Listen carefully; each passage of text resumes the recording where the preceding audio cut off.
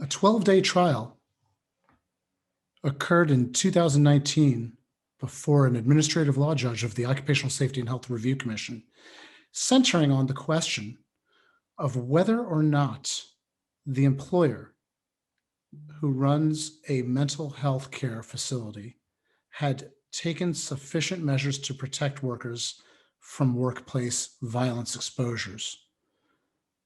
The administrative law judge recently issued his decision arising out of that 12-day trial, a 171-page opinion going through evidentiary disputes and ultimately arriving at a conclusion as to what kinds of abatement measures the judge felt should have been taken as compared to the measures taken by the employer. And we'll discuss those today, May 19th, 2021, on the OSHA 3030 with Manesh, Rath.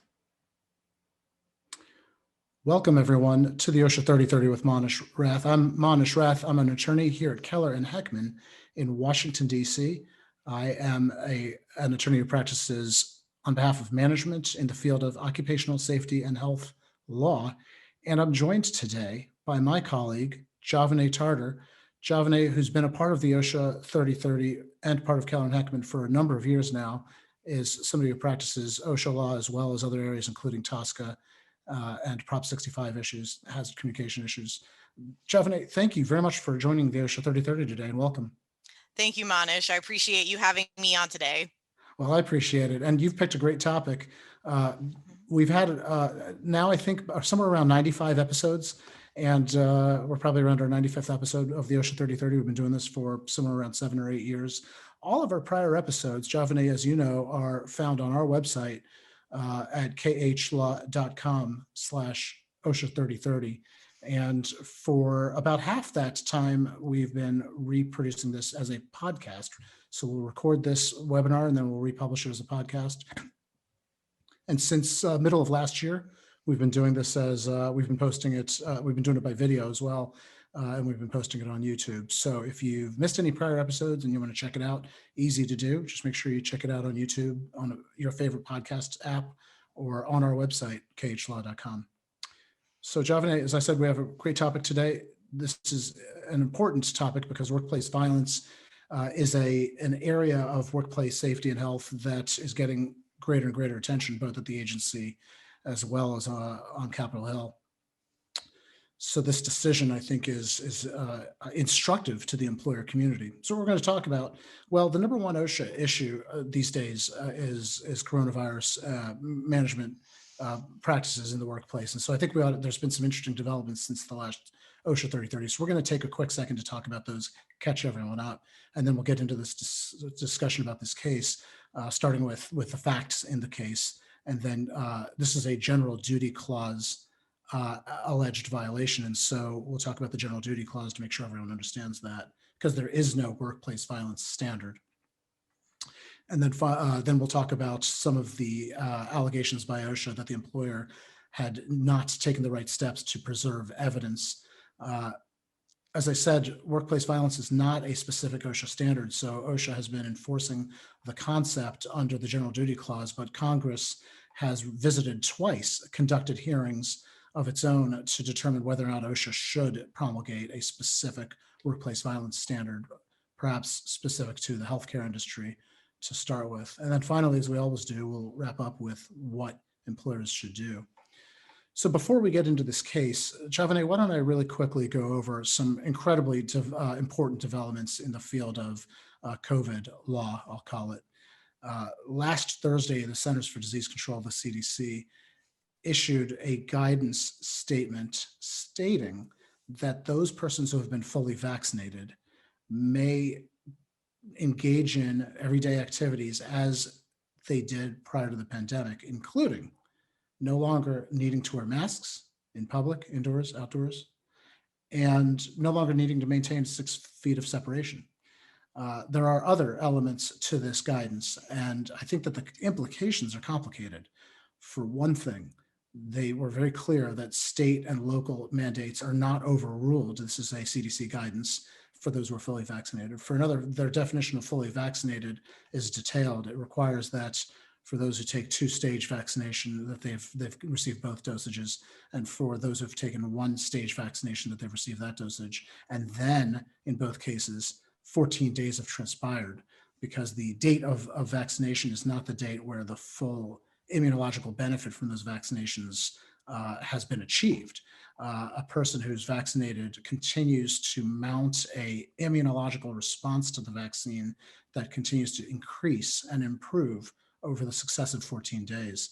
And so the CDC's opinion is that the term fully vaccinated is defined by those who have received the complete set of shots and 14 days since the last one has transpired. Another implication is the workplace and private places of private premises like stores, that they were clear that private premises, including employers, can set their own rules for entry. And so we've been in discussions with employers of all sizes, including multi-state, national, and multi-global, multinational employers with operations all over the country, some of them tens of thousands of employees, trying to assist in how to revise their policies for those who have been fully vaccinated and how to maintain policies for those who have not. For those of you participating in today's OSHA 3030, if you haven't had a chance to think about that or consult with OSHA counsel, give us a ring. I'm happy to chat with you about that. This is an important moment to redevelop your policies with respect to masking, social distance, breaks for disinfecting, et cetera, even workplace, work-related travel, or use of public conveyances like the local metro system, subway system, buses. So yesterday or this morning, pretty recently, within the past few hours anyways, the Occupational Safety and Health Administration, in light of the CDC guidance, put a note on their website stating that OSHA is reviewing the recent CDC guidance, and OSHA will update their materials on the OSHA.gov website accordingly, and stated that until those updates are completed, OSHA directs people who visit their website to refer instead to that CDC guidance from last week for information on appropriate measures to take for fully vaccinated workers. So more is to come from OSHA. They've made that clear in this morning's announcement, or last night's announcement on their website. But that's all they said on their website, is essentially, in the meantime, check with the CDC guidance, and we're developing our own interpretation of that for the workplace. So Javane, on with the show.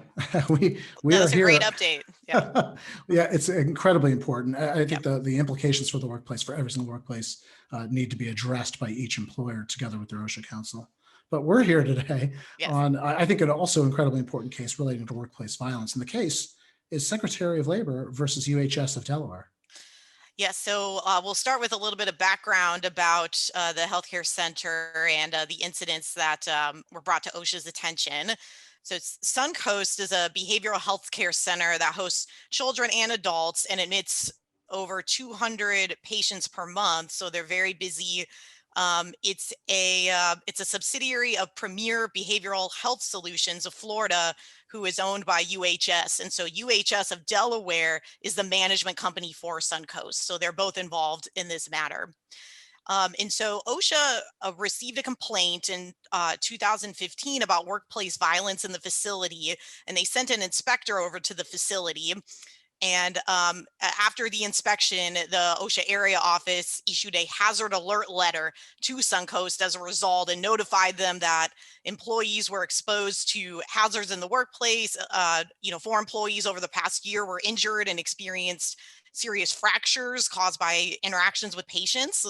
And so OSHA provided recommendations to Suncoast to reduce the hazards, and Suncoast's risk management director said that they were doing most of these things and gave OSHA the policies to show that there were processes in place to meet these recommendations. Unfortunately, after the hazard alert letter, there were several other instances of workplace violence. There were instances of patient on employee aggression and violence, instances like stabbings, resulting in employees going to the hospital or taking days away from work. And there was one instance in particular called the RNRO attack, where a patient attacked an employee with scissors and a pen, and it caused the employee to miss almost 30 days of work, and have restricted or transferred work for 127 days. So some unfortunate incidents. And so after this, OSHA received another complaint about the facility of workplace violence and asked for an investigation. So they issued a notice of investigation, an NOI, in October 2017 to the facility.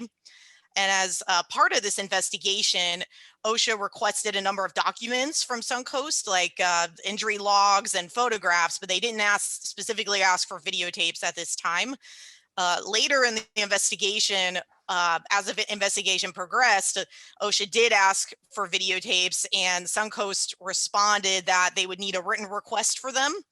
And so the investigation continued, and it wasn't until later, in about, I think, 2018, when OSHA issued a subpoena to Suncoast for any and all videos of acts of violence by patients against employees between January 2017 to April 2018.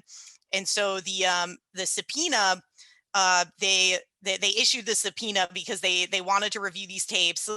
And as a result, Suncoast took steps to preserve some videos. There were about 6 videos they preserved, but they did not produce them to OSHA. They also didn't take steps to prevent the destruction of videos or incidents occurring after they received the subpoena. The way their current system is set up is that Suncoast explained to the court that their video surveillance system kind of overwrites itself every 30 days. And so they didn't take steps to preserve these videos after the subpoena. And shortly after the subpoena, OSHA issued a citation against both Suncoast and UHS of Delaware for general duty clause, alleged repeat general duty clause violations for failing to furnish a workplace of employment free from the recognized hazard of workplace violence. So before we go any further, Javane, perhaps it's best to make sure everyone is level set or caught up on the concept of the general duty clause. OSHA has the power under the Occupational Safety and Health Act to promulgate specific standards. And when they promulgate a specific standard, their burden of proof to show a violation is a lot more straightforward, because much of the work that they would have to establish has been done in the rulemaking process, that there is a standard of care that an employer is expected to meet. That's already been established because there is a specific OSHA standard in place. Then the agency need only prove that there was exposure to employees and that there was a condition or practice or circumstance that didn't match the requirements of the standard.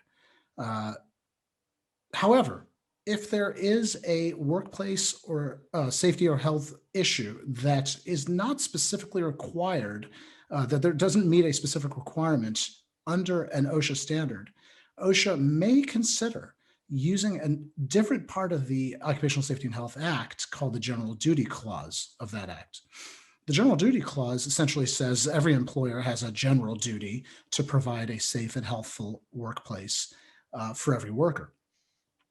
Well, in order to prove a violation of that clause, OSHA has a somewhat higher burden. They have to prove that there was employee exposure to a hazard, that the hazard was recognized either by that employer or by the industry, that the hazard was likely to cause serious harm or fatality, and that there was a known and well-accepted feasible means of abating the hazard. Those 4 elements OSHA has to establish when pressing a general duty clause violation. Now, in this particular case, workplace violence, there is no specific standard, and OSHA, in a number of cases, including some that we have addressed here on the OSHA 3030, have dealt with the agency's efforts to enforce against what they allege to be substandard practices dealing with exposure to workplace violence using the general duty clause. So it's important, I suppose, at first to establish what was the employee exposure in this particular case, what was the recognized hazard, what was the likely harm, and what was the feasible means of abatement. Was there a feasible means of abatement? That last element is, I think, of great importance here, because what OSHA was able to establish in this case was a large number of incidents of actual violence by patients against staff. There were certainly cases of patient-on-patient violence, but here we're talking about the workplace. And so there was just a long history of cases of workplace violence by patients against staff. Sometimes patients would specifically attack a staffer. Sometimes they were out of control and 1, 2, or 3 staffers had to try and subdue a patient. And in many of those cases that led to injuries. Sometimes, Javane, as you said, serious injuries. Some of them were even more serious than what you described with 30 days out. Some people had injuries that they said they didn't recover from for 3, 4, 6 months. Some people were permanently injured to a certain extent. And so we're dealing with, broken ribs, inability to walk because of a twisted ankle, concussions, several, I believe. Yes. This one instance that you're referring to where a patient leapt over the nurse's desk and stabbed them with a scissor that was on the desk in the face and on the neck. People with dislocated or injured shoulders. So the employee exposure OSHA was able to demonstrate through these allegations of this history at the workplace. The next question is patient violence likely to lead to serious harm? And I think that OSHA made an evidentiary case showing that. So the next question that we arrive at is, are there feasible means of abatement that are recognized by the industry? And in this case, the employer, Suncoast, pointed to some of the steps it took to abate the general risk of violence in the workplace against employees by patients. That's right. Suncoast discussed how they have a workplace violence prevention plan. They have training, post-incident briefings. They have a number of different measures that they already have in place and policies to address workplace violence. But the administrative law judge in his decision went through each of these measures and explained in detail how each of them were inadequate to address the hazard of workplace violence. So for example, the first item on our list, the workplace violence prevention plan and internal policies for workplace violence, the ALJ reviewed those documents and explained that these documents did not actually list the elements of this workplace violence prevention program, and employees were not aware of them. And the documentation was inadequate. It was often high level and short and generic. Another example is while Suncoast explained that employees are invited to committee meetings to participate and weigh in on safety issues, the ALJ, after listening to testimony from employees, pointed out that almost all the employees were not aware that they could participate in these meetings and that their input was not sought after by Suncoast. And another example is the facility, they have what they call code gray procedures for escalating incidents in the workplace. But the ALJ concluded that, again, the employees did not use this in practice. And so the overall picture that the ALJ described was, in his opinion, was that there was often a disconnect between what Suncoast said, its measures that it has in place and its policies that it implements versus what in real life actually occurs and what the employees say actually happens in the workplace. Yeah, I think that's right, Javane. As I read this opinion, 171-page opinion, I should point out again, I was surprised when you look at OSHA's allegations and the evidence that they presented in this 12-day trial, that there were a lot of employees that they brought on to testify who said, I wasn't really familiar with the training materials. If there was a workplace prevention plan, they were unable to recite any elements of it. So it's not just that the judge said that the workplace prevention plan was inadequate, but employees testified that they didn't really know much about it. That they, as you pointed out, I think it was a great point that the Suncoast said, well, we held safety meetings relating to incidents, post-incident briefings, and employees were never told about the meetings. Nobody showed up. Nobody was invited. They didn't even know they could come. This is a gap that's not only being alleged by OSHA, but that they put on, I think, a good body of evidence about that the gap between what management has testified are their practices and what employees have experienced every day as actual practices. You pointed out the code gray, and calling 911 is another one where there's a policy that they should call 911, but employees testified that they just, nobody responded. If you called code gray, supervisors would watch and see if it was self-resolved. They wouldn't take action quickly enough. Same with calling 911. One supervisor said, no, I can't call 911 right now. And 10 or 30 minutes went by before they called 911, and then responders came 10 minutes after that. During that whole 40 minutes, this patient was engaging in violent conduct. So the gap between what employees testified to and what management testified to is one of the larger gaps that I've seen when reading an opinion in a multi-day trial where you would think that the employer had plenty of time to prepare and put on the best evidentiary case it could. Right. Right. And I think if an employer can have these internal policies, but if the employees aren't aware of them and they're not, it's not implemented in the workplace, then the policies are not as useful. Well, that's a good point. But I think the other point is that the employer had plenty of time to put on evidence, to prepare its evidence and to put on evidence. And there's just such a gap between the evidence they put on and the evidence OSHA put on that I think it didn't show very well for the employer. And I think that was a bad approach to how to present their case. Speaking of evidence, there's a strange twist to this case, and it deals with the video camera footage. So the inspector never really asked for video footage during her on-site inspection. She never asked for it for months afterwards.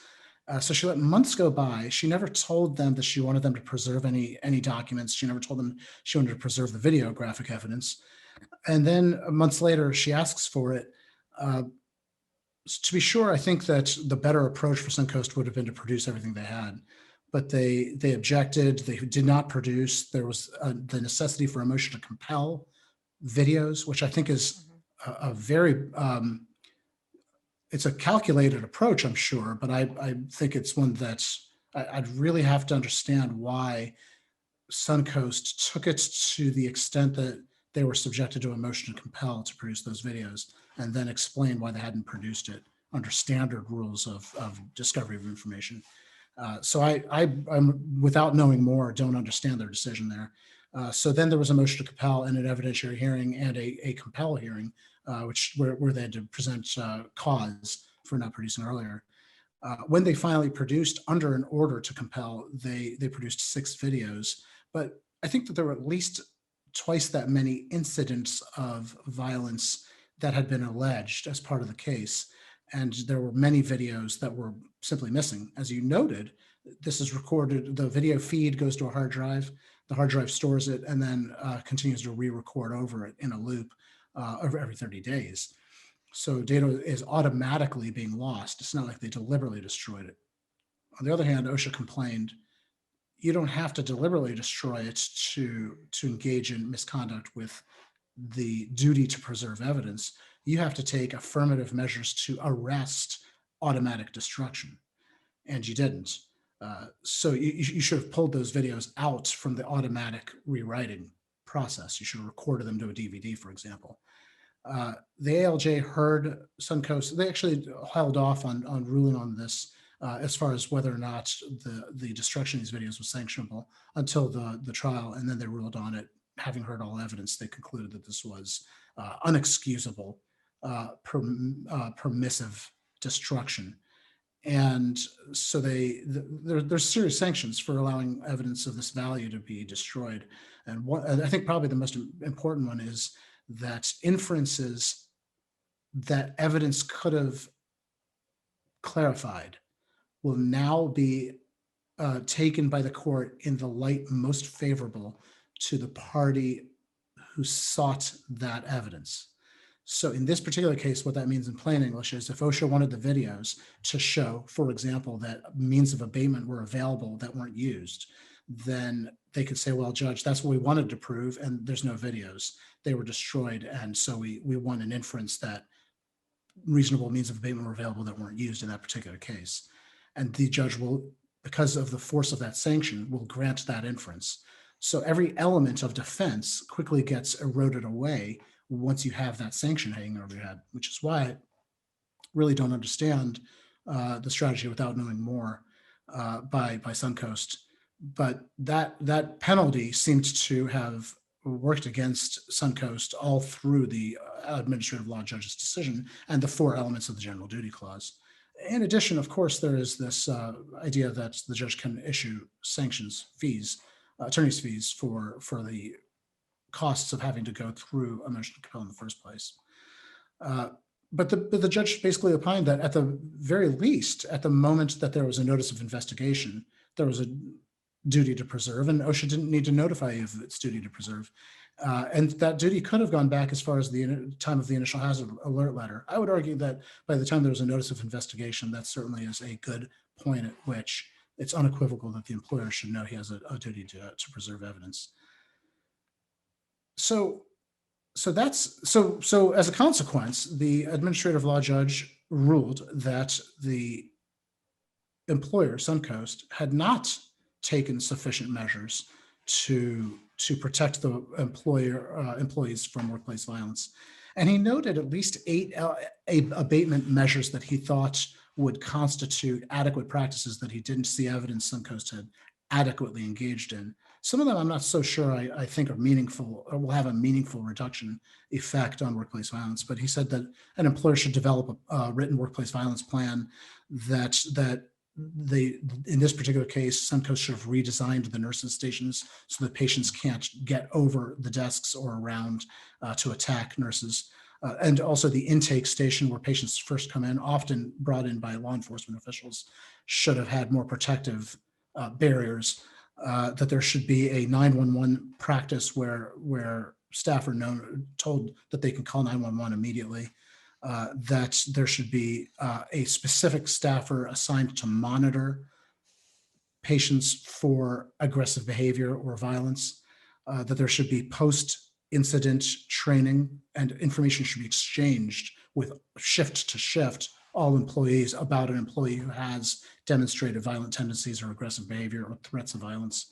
And those are the elements that the judge noted in a list of abatement efforts that he would have liked to have seen at Suncoast and saw inadequate approaches to, and so upheld the citation by OSHA. So with that said, that's the proof problem that OSHA had, and they were able to make it even under the general duty clause for a violation of the general duty clause where they believed that the employer had taken inadequate measures to protect employees from exposure to workplace violence. And that was under the general duty clause. But as we said at the beginning, there's also an initiative, both at the agency as well. It's on the regulatory agenda, as well as on Capitol Hill. There have been 2 hearings, one in February of 2019 with respect to workplace violence in the healthcare industry specifically. And then again, this year, I think within the past month, the House passed HR 1195. Javane? That's right. So Congress is considering HR 1195. The House recently passed this legislation, and it is now in the Senate before the Committee on Health, Education, and Labor and Pensions. And so it's the committee is now reviewing the legislation. The legislation, I believe this was introduced before, but it requires that OSHA, if this were to pass by the Senate and become law, it would mandate that OSHA issue an interim standard on workplace violence within 1 year, and that would the standard would essentially require employers in healthcare and social services sectors to develop their own workplace violence prevention plan. And there are some specifications for what the plan should include in accordance with OSHA guidelines. And there would be a brief 30-day comment period for that. Then following the interim standard, OSHA would then need to actually issue a proposed rule, a proposed standard within 2 years. Yeah, and I've read that bill. Well, actually, Congress asked me to come in and testify on the bill from 2 years ago, 2019. And interestingly, one of the other witnesses at that congressional hearing was one of the expert witnesses in this case involving Suncoast. So OSHA brought in 2 expert witnesses and one of them was a witness at this congressional hearing.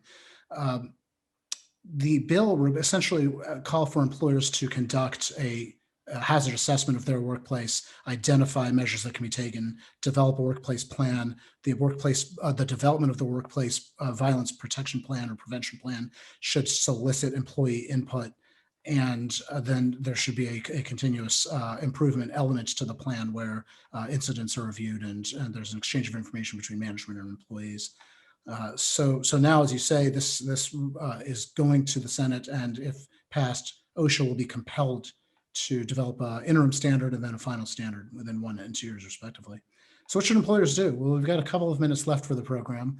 And then, by the way, for those of you who want to stick around, we'll turn off the recordings and we'll do a special section called Off the Record, where you can type in questions in the question and answer box about any issue about workplace safety and health law, and we'll try and answer the 2 or 3 of them for a few minutes longer off the record, off the recording. Won't be on the podcast or the video as well.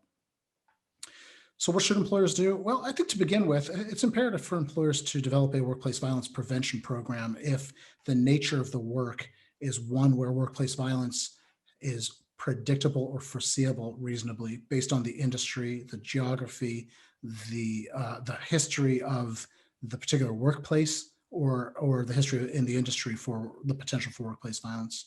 And if so, then to develop a workplace violence prevention program. I certainly believe there are security experts that can be brought in to help develop that plan and to examine the work sites to see what measures might be physical measures can be implemented as engineering controls, so to speak. And then to, in the aftermath of workplace violence incidents, to perform incident investigations and to make sure employees are notified and bring in employee input into how to develop lessons learned and what next steps or additional abatement actions or corrective actions could be implemented. The other thing I'd say is the idea that there might be an incident investigation in the context of workplace violence is not going to prevent that incident of workplace violence. So I think it's also important for employers to be studied on incidents that are taking place at other workplaces in their industry or in their neighborhood, and to try and develop an incident investigation or a lessons learned plan or process based on those other incidences at other workplaces as well. And I think one of the gaps at Suncoast that was alleged was a communication gap between what facts some employees or supervisors had about a particular patient that weren't transmitted to other workers who might have been exposed to that patient. So if a patient had made a threat or was behaving erratically or in a menacing or aggressive way in shift 1, and then shift 2 employees came on, there was an allegation that there was poor transmission of information. Or if the patient was transferred to another wing, that employees at that wing were not being informed adequately of risks associated with those patients. So that communication system has to be set up so that it's robust and as perfect as possible so that risks are transmitted quickly. Finally, this odd chapter, which I think was a real poor strategic decision in how to mount their case by Suncoast. I think that this idea, first of all, starts with, as far as lessons learned for our listeners in the OSHA 3030 community, that a litigation hold should be placed on all relevant evidence as soon as there's a notice of investigation, and evidence should be preserved, and that needs to be coordinated with capable counsel who can preserve that evidence. And second of all, I'd say that the idea that relevant documents are being requested in traditional discovery by OSHA is something that the employer should consider cooperatively exchanging information in order to get to the merits that are at dispute in a case, rather than having to deal with a motions practice about with allegations of withholding evidence. Well, Javane, that's today's OSHA 3030. That was Suncoast, and that was a workplace violence issue. We'll be back in another month.